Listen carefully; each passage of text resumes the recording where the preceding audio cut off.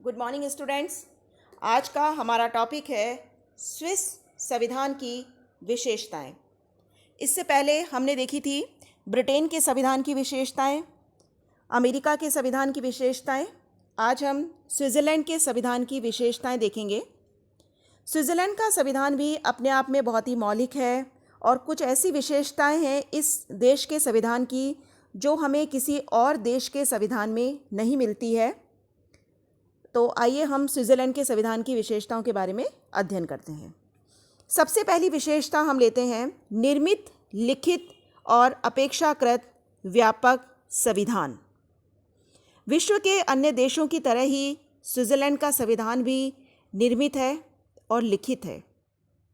Switzerland का जो वर्तमान संविधान है वो 1998 में निर्मित किया गया और 1999 में इसे लागू किया गया। इस संविधान में 195 धाराएं हैं और 4 अध्याय हैं। इस संविधान के इतना अधिक व्यापक होने के 2 मेन कारण हैं। पहला कारण तो ये है कि संविधान में ऐसे अनेक विषयों का उल्लेख किया गया है जिनका कोई संवैधानिक महत्व नहीं है, जैसे मछली मारना, शिकार खेलना, जुआ खेलना। इन विषयों का भी संविधान में उल्लेख किया गया है। दूसरी बात यह है कि इसमें संघ सरकार के अधिकार, संघ और कैंटेन की सरकारों के बीच विधायी और प्रशासनिक अधिकार क्षेत्र का भी बहुत ही विस्तार से वर्णन किया गया है। तो स्विट्ज़रलैंड का संविधान एक व्यापक संविधान है, एक निर्मित संविधान है और एक लिखित संविधान है। दूसरी विशेषता हम देखते हैं कठोर संविधान। चूंकि स्विट्ज़रलैंड में भी संघात्मक शासन व्यवस्था अपनाई गई है, इसलिए वहाँ का संविधान भी कठोर संविधान है। अगर हम इसे कंपैरिजन करें तो हम ये कह सकते हैं कि ये अमेरिका के संविधान की तुलना में तो कम कठोर है, लेकिन भारत के संविधान की तुलना में यहाँ ये अधिक कठोर है। यानी कि इसकी स्थिति भारत और अमेरिका के बीच की हम मान सकते हैं।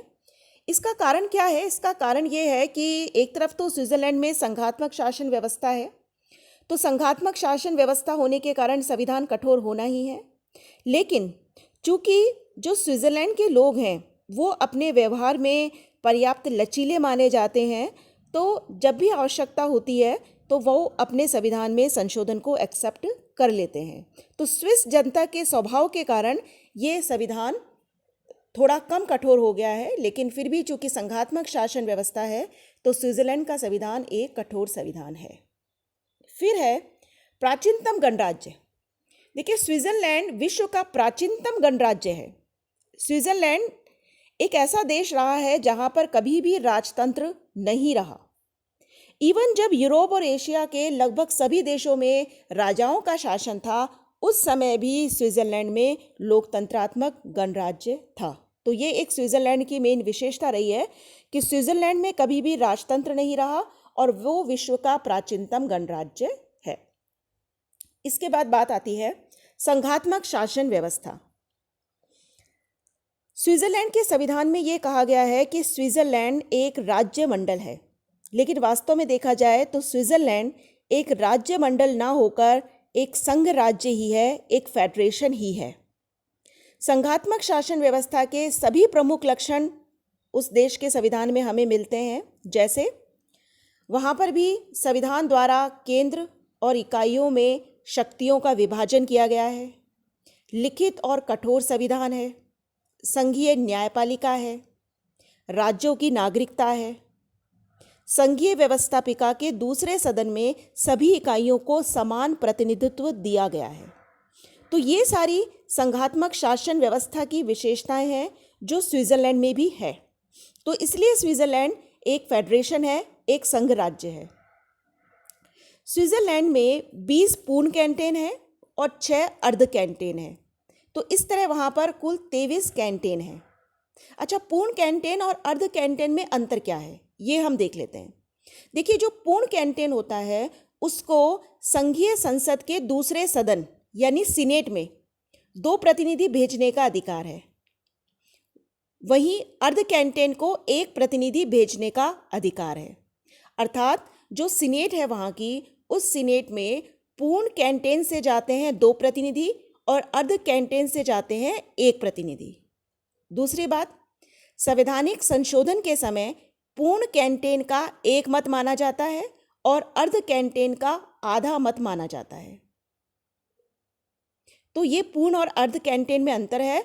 तो 20 पूर्ण कैंटेन है और 6 अर्ध कैंटेन है, कुल मिलाकर वहां पर 23 कैंटेन है। और अमेरिका और स्विट्जरलैंड में आप देखिए कि केंद्र सरकार और कैंटेन की सरकारों के बीच में शक्ति विभाजन के लिए अमेरिकी पद्धति अपनाई गई है, अर्थात संविधान में परिसंघ की शक्तियों का वर्णन किया गया है और शेष शक्तियां कैंटेन की सरकारों को दे दी गई है। हर कैंटेन का अपना अलग संविधान है। कैंटेन को अधिकार है कि वो अपना अलग संविधान बना सकते हैं, लेकिन उनका संविधान स्विस संविधान के अनुरूप ही होना चाहिए और प्रत्येक कैंटेन के लिए जरूरी है कि वो गणतंत्रीय शासन प्रणाली को ही अपनाए। तो इस तरह से स्विट्जरलैंड में संघात्मक शासन व्यवस्था अपनाई गई है। नेक्स्ट है उदारवादी दर्शन पर आधारित संविधान। स्विस संविधान उदारवादी दर्शन पर आधारित है। संविधान का मूल दर्शन यही है कि जीवन के सभी क्षेत्रों में नागरिकों को अधिकतम सीमा तक स्वतंत्रता प्राप्त होनी चाहिए और राज्य के द्वारा कम से कम हस्तक्षेप किया जाना चाहिए। तो जो स्विट्जरलैंड का संविधान है, इंग्लैंड, अमेरिका आदि देशों की तरह उदारवादी दर्शन पर ही आधारित है। नेक्स्ट है संसदात्मक और अध्यक्षात्मक शासन व्यवस्थाओं का समन्वय। स्विट्जरलैंड की शासन व्यवस्था न तो पूर्णतया संसदात्मक है न पूर्णतया अध्यक्षात्मक है। हम उसमें दोनों का समन्वय देखते हैं। एक तरफ संसदात्मक शासन व्यवस्था की तरह वहाँ की व्यवस्थापिका और कार्यपालिका दोनों परस्पर संबंधित होती है, लेकिन वहाँ पर कुछ लक्षण अध्यक्षात्मक शासन व्यवस्था जैसे भी हैं। जैसे वो लक्षण क्या हैं? जैसे कि वहाँ की कार्यपालिका व्यवस्थापिका के प्रति उत्तरदायी नहीं है और व्यवस्थापिका कार्यपालिका को पद से हटा भी नहीं सकती। तो दोनों शासन व्यवस्थाओं के लक्षण वहाँ मिलते हैं। संसदात्मक की तरह कार्यपालिका और व्यवस्थापिका दोनों संबंधित है और अध्यक्षात्मक की तरह कार्यपालिका व्यवस्थापिका के प्रति उत्तरदायी नहीं है और व्यवस्थापिका कार्यपालिका को पद से हटा भी नहीं सकती।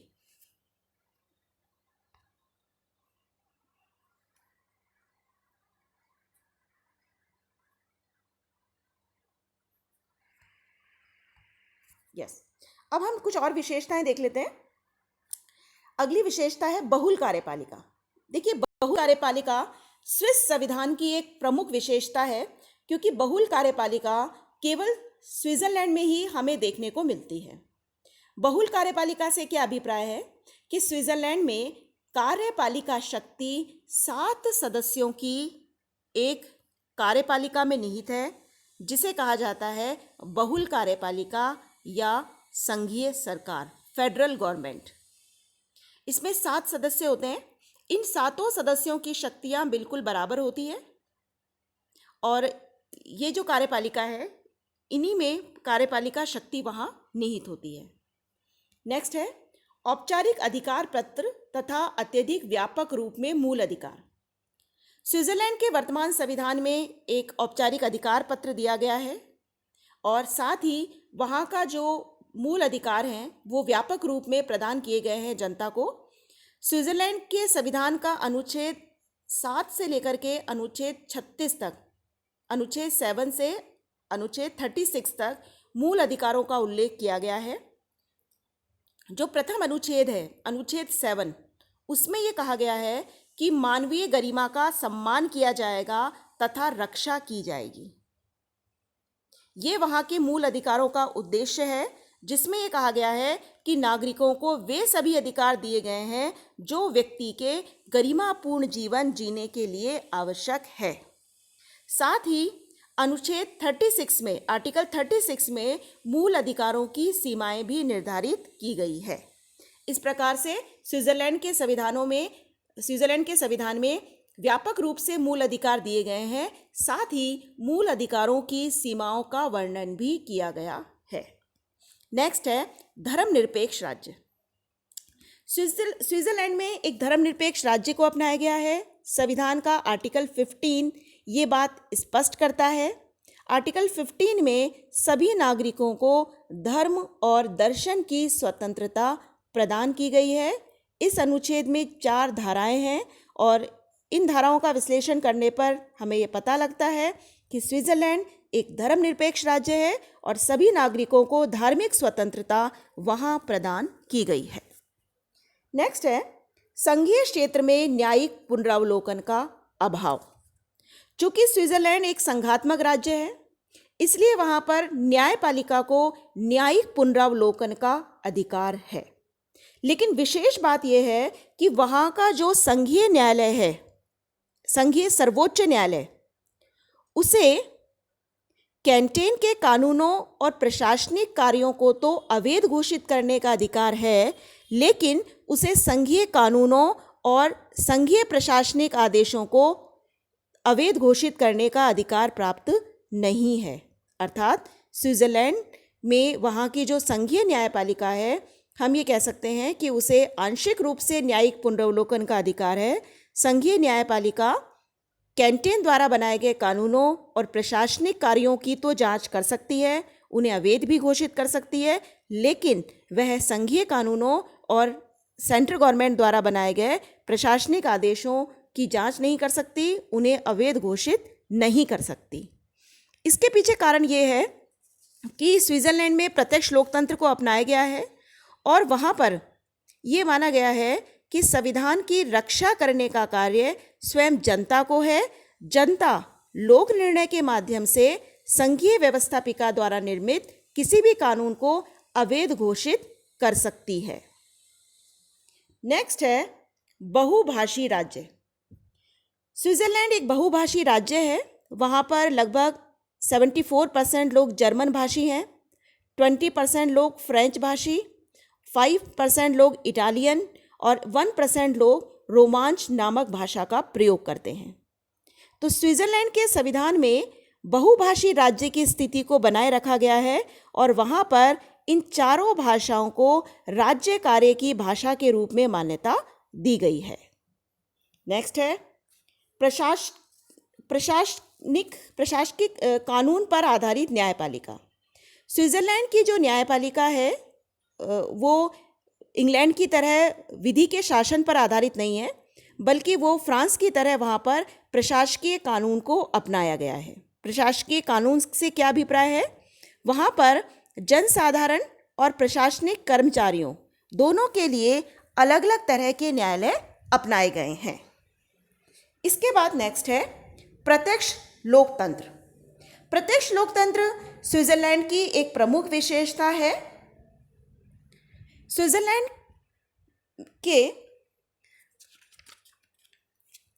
एक पूर्ण कैंटेन जिसका नाम है ग्लेरस और 4 अर्ध कैंटेन जिनके नाम है ओबवाल्डेन, निडवाल्डेन, इनर अपेंजल, आउटर अपेंजल, इनमें प्रत्यक्ष लोकतंत्र है। और प्रत्यक्ष लोकतंत्र की क्या क्या व्यवस्थाएं हैं, थोड़ा सा हम इस पे बात करते हैं। देखिए, एक तो इन कैंटेनों में कोई विधानमंडल नहीं है। यहाँ पर विधानमंडल का कार्य प्रारंभिक सभा द्वारा किया जाता है, जिसे कहा जाता है लैंडेसजीमेंट। लैंडेसजीमेंट में 20 वर्ष और इससे अधिक आयु के सभी स्त्री पुरुष भाग लेते हैं, उन्हें वोटिंग का राइट होता है। इसके माध्यम से वहाँ कानूनों का निर्माण किया जाता है। दूसरी चीज़, स्विट्जरलैंड में प्रत्यक्ष लोकतंत्र के जो टूल्स हैं वो अपनाए गए हैं। ये टूल्स कौन से हैं? ये है लोक निर्णय या जनमत संग्रह और दूसरा है आरंभक। लोक निर्णय से क्या अभिप्राय है? लोक निर्णय का अभिप्राय ये है कि स्विट्जरलैंड में कोई भी विधेयक तब तक कानून नहीं बनता जब तक उसे जनता स्वीकृति प्रदान ना करे। दूसरा है आरंभक। आरंभक के माध्यम से जनता को ये अधिकार है कि वो किसी विधेयक का प्रारूप विधानमंडल के सामने रख सकती है और विधानमंडल से कुछ निश्चित सिद्धांतों के आधार पर कानून बनाने की मांग कर सकती है। तो प्रत्यक्ष लोकतंत्र स्विट्जरलैंड की एक प्रमुख विशेषता है जो इसे विश्व के अन्य देशों से यूनिक बनाती है। Thank you.